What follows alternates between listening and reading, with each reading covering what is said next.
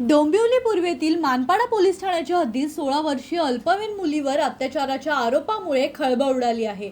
या प्रकरणात एका 22 वर्षीय हॉटेल चालकाला अटक करण्यात आली असून 2 अल्पवयीन संशयितांनाही ताब्यात घेण्यात आले। मिळालेल्या माहितीनुसार संबंधित मुलगी घरातून निघून गेल्यानंतर बदलापूर कटार रस्त्यावर एका हॉटेलमध्ये पोहोचली होती।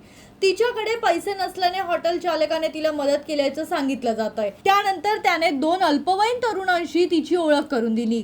काम मिळवून देण्याचे आणि राहण्यासाठी जागा देण्याचे आश्वासन देत तिला निर्जन ठिकाणी नेल्याचा आरोप आहे। त्यानंतर तिच्यावर अत्याचार केल्याची माहिती पोलिसांकडून देण्यात आली आहे। घटनेनंतर मुलीला रस्त्यावर सोडून देण्यात आल्याचं समोर आलंय। नागरिकांनी तिला पोलिसांच्या ताब्यात दिल्यानंतर तिने घडलेला प्रकार सांगितला। दरम्यान मुलगी बेपत्ता असल्याने मानपाडा पोलिसांत यापूर्वी अपहरणाचा गुन्हा दाखल करण्यात आला होता। त्यानंतर पोलिसांनी तपासाची चक्रे फिरवत तिघांना ताब्यात घेतलंय। प्रौढ आरोपीला न्यायालयात तर दोन्ही अल्पवयीन आरोपींना बाल न्यायालयासमोर हजर केले जाणार आहे। प्रकरणाचा पुढील तपास मानपाडा पोलीस करत आहेत।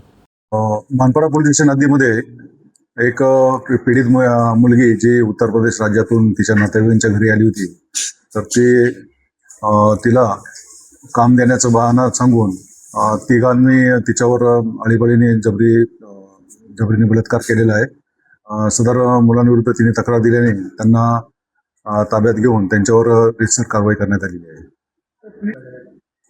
पीडित मुलगी 16 वर्षाची जी उत्तर प्रदेश राज्यातून त्यांच्या नातेवाईकांकडे आली होती आणि त्यानंतर ती रागाने घर सोडून निघून गेली होती।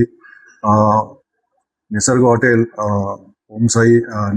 समोर ओमसाई नावाचं चायनीज सेंटर आहे, तिथं काम करणाऱ्या एका मुलाच्या ती संपर्कात आली आणि त्यानंतर त्याने त्याचे 2 मित्रांशी त्याची ओळख करून दिली आणि त्यांनी नंतर तिला काम देण्याचं आणि घर दाखवण्याचं बहाणा सांगून उंबारली नावाच्या गावाचे तिथे घेऊन गेले आणि त्या ठिकाणी तिच्यावर लैंगिक अत्याचार केलेला आहे। राहुल कांबळे, जनशक्ती, डोंबिवली।